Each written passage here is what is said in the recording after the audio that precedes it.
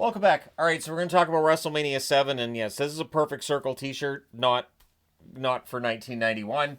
But this was from Los Angeles, and it was kind of a big event that I wasn't a huge fan of. There were a lot of matches here that I just found them head scratchers, and as we go through WrestleManias, that becomes more and more of a thing. This is an event that, yeah. So we'll start at the top of the board with what was actually a pretty good match. It takes 10 minutes and 33 seconds for the Rockers to defeat Barbarian and Haku. So, decent tag match to start out the night, and a match that's more than 10 minutes long. So, good job by WWF there. Some decent booking. And I think that the first match on WrestleMania is important, and I think this is where we start to see that.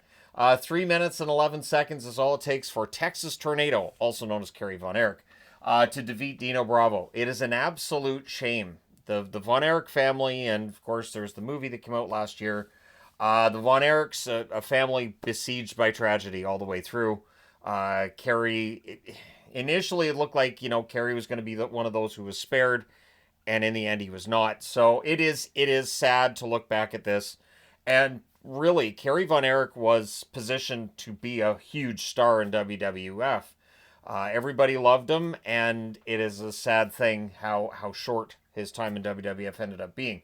8 minutes and 15 seconds is how long it takes the British Bulldog, Davey Boy Smith. So once Dynamite Kid's gone, he is the British Bulldog. And he defeated the Warlord in 8 minutes and 15 seconds. So a couple of big guys here. This is where Davey Boy is really into his bodybuilding phase of his career. And Warlord was as well. Warlord was one of those wrestlers. I thought he had a good look, and he had the physique and everything. It just never quite clicked for him. And there are wrestlers that happens with.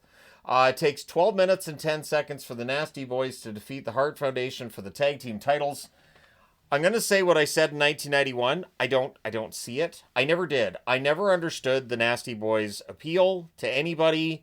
I never liked their promos. I never liked their look, all of it. I just know. So I was not happy with them beating the Hart Foundation for the tag belts. I was like, what? How? How are these two guys beating the Hart Foundation? Of course, eventually Brett goes out on his own, has some pretty good runs as a singles competitor. But yeah, not a happy camper here seeing the Nasty Boys with the tag belts. But yeah, I mean, you guys can let me know your thoughts, but I was never a Nasty Boys fan. Face, heel, I didn't care. I was like, nah, I'm just not interested, just personally. 8 minutes and 34 seconds is what it took for Jake Roberts to defeat Rick Martel in a blindfold match. What a stupid concept for a match.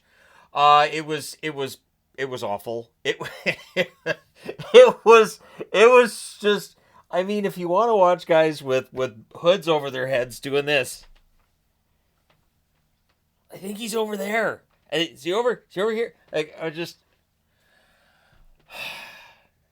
WrestleMania, everybody. It's still going 35 years later, even after that. So that was, I mean, at least Jake wins the match. It takes 4 minutes and 20 seconds. Make your joke here. Undertaker defeats Jimmy Snuka. So this is where the Undertaker's streak begins. Jimmy Snuka brought back Snuka, of course, a controversial figure in wrestling history at this point in time.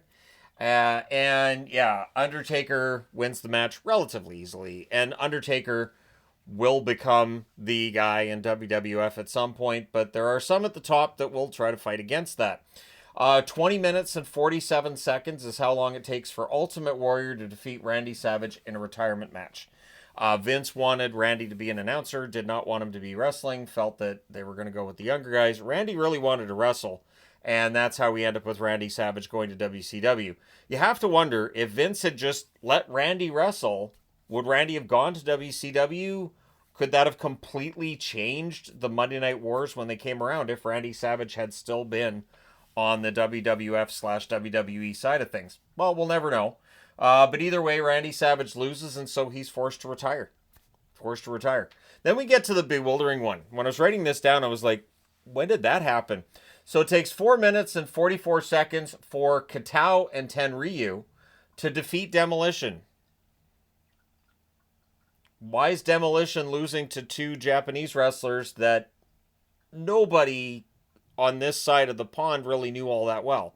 Like, yes, if you follow Japanese wrestling in the early 90s, late 80s, fine, these guys are two big stars. But generally, on this side of things, there's no internet at this point in time. It was weird, and Demolition losing was weird too. So it's like, oh, okay, all right, so done. Crowd reaction, zip, zip. Maybe some shock that Demolition loses here. Demolition did wrestle in Japan. They had a good following over there, but I don't know. They were overshadowed by another tag team we're going to talk about in a little bit here, weren't they? So yeah, that happens, and it is what it is. 10 minutes and 46 seconds for Big Boss Man to defeat Mr. Perfect by disqualification. Boss Man never did win the Intercontinental title. Kind of too bad, to be honest. Although I'm not going to say anything bad about Kurt Hennig having the title. Kurt Hennig, one of the best pure wrestlers I ever watched. He made the Mr. Perfect gimmick work because you believed he was that good in the ring. He was that precise in his movements, and yeah, he was a fantastic wrestler in his own right. But Boss Man, it's kind of a shame looking back that he didn't get more of a run at or near the top than what he did there.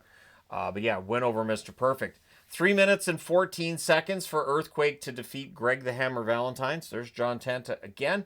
And yeah, Earthquake had his runs here and there, and he was at the top of the card for a bit. But if you don't win that title when you're at the top of the card, the drop off can be substantial. He had a pretty good feud with Hulk Hogan, though. 59 seconds is what it takes for the Legion of Doom, the formerly known as Road Warriors, to defeat Power and Glory, which was Paul Roma and Hercules. And I'll say this, I thought Power and Glory was an interesting tag team. I also thought it was interesting that Paul Roma, who we had seen lose a lot, all of a sudden was moving up the card. And mixed results. Mixed results with Paul Roma moving up the card. I remember Jim Powers getting that treatment too.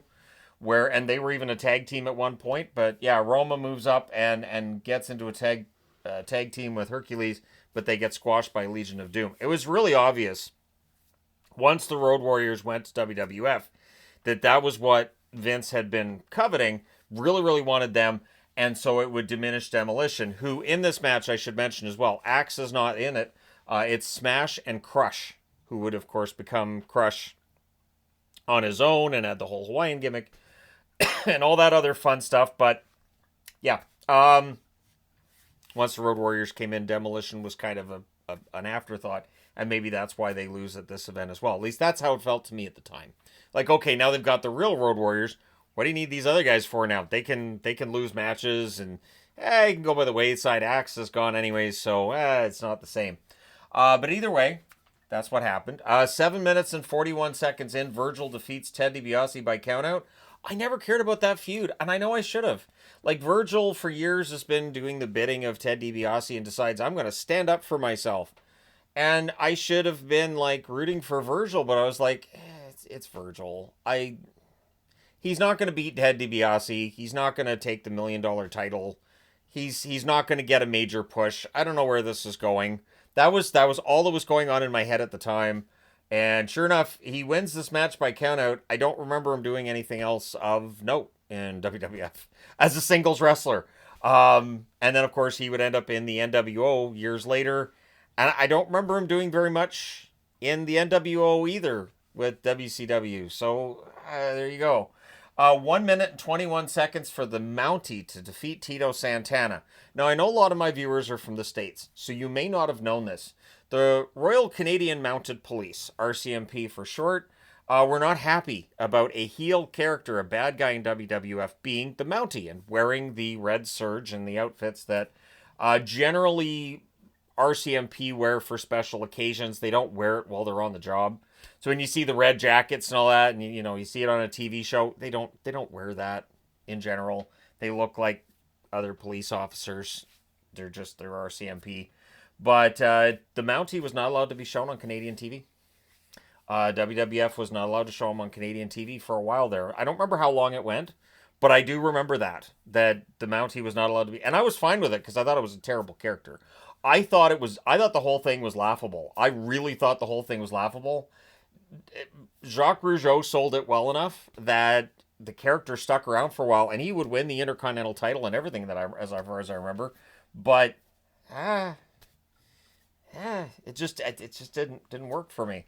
But yeah, he defeats Tito Santana in a minute and 21 seconds, and that's your warm up for the main event. Oh God, I hated this main event. Hulk Hogan defeats Sergeant Slaughter to win the WWF World Title. So how do you get wrestling fans to chant USA a billion times during a match between two Americans?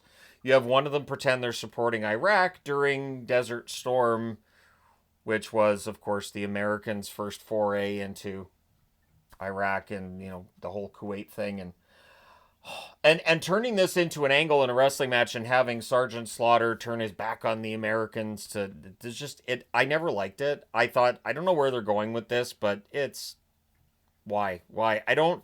I've never been a fan of watching a wrestling program and getting the news thrown at me. Oh, there's a war. We know there's a war going. Why are you doing this? Why are you doing this in wrestling? Why? And all it was for, and I understood from the beginning what it was for, was that Hulk Hogan would get the revenge for all of America so he could wave an American flag again. He's a real American. He's the guy. He's fighting for the rights of Vince McMahon and all of that. And 20 minutes and 26 seconds. This is where I can remind people that the Road Warriors had less than a minute for their match. So, Kerry Von Erich had a little over 3 minutes for his match. So, but Hogan versus Sergeant Slaughter got a little over 20 minutes. So, and Corporal Kirshner, of course, never came back. He was just gone. Corporal what? No, we got Sergeant Slaughter now. So the Kirkland brand version that the WWF brings out disappears as soon as the real item shows up. And in this case, it was Sergeant Slaughter, who gets a main event spot in Mania by turning his back on the United States. Which I never bought for a moment. I guess some fans did. I guess he got a lot of threats and he went through some stuff during that time period because there were some people who thought it was real. And there are still people who think that wrestling is real. That what these guys go through is legitimate peril at all times. The way that I view wrestling is simple. I understand this is predetermined. I have full respect for what these performers do athletically. And the title is symbolic of who they feel is the best face of the company. And that's where fans can disagree. And in this case, I vehemently disagreed with Hogan getting the title back because this felt like I've seen this before. So, oh, it's all dark and it's all, oh, here comes Hulk Hogan. So, yeah. Like, I remember a time in wrestling where anytime a good guy was getting beat up in the ring by bad guys, fans would chant Hogan. They would chant for Hogan. It didn't matter what good guy was getting beat up in the ring. They would chant for Hulk Hogan. It's really, really irritating. Really, really irritating. You got a whole locker room full of guys, and the only one that's perceived to have real ability to even things up is Hulk Hogan. Just absolutely frustrating. So, for a guy who was not a Hogan person, and I never was, and so that was the main event. And I would say my favorite match on this card. Man, why did I have to say that? What would have been my favorite match on this card? It's not very good. I would say Ultimate Warrior and Randy Savage was probably the best match of the night. And I didn't agree with Savage retiring at all. But I didn't know that he was kind of being strong-armed into it by Vince McMahon. So, and of course, didn't he show up at WrestleMania 8? Doesn't he fight Crush at WrestleMania 8 or was that WrestleMania 9? Oh, it is amazing. Some of these events and just how good they could be, and sometimes they're not as good as you might remember them. But there you go, WrestleMania 7. So, yeah, I've never liked Hogan. It's just that's just the way it is. That's it. That's it in a nutshell. Understanding that he's going to be the thumbnail for a lot of WrestleManias because he's the main event. He was the draw. Doesn't mean I like the draw or the main event. Just that yeah, he was the guy. So there you go. Let me know your thoughts in the comment section below. As always, hit like and subscribe in the event you may not have done so already. Thank you guys so much for all your support as always, and I will talk to you again soon.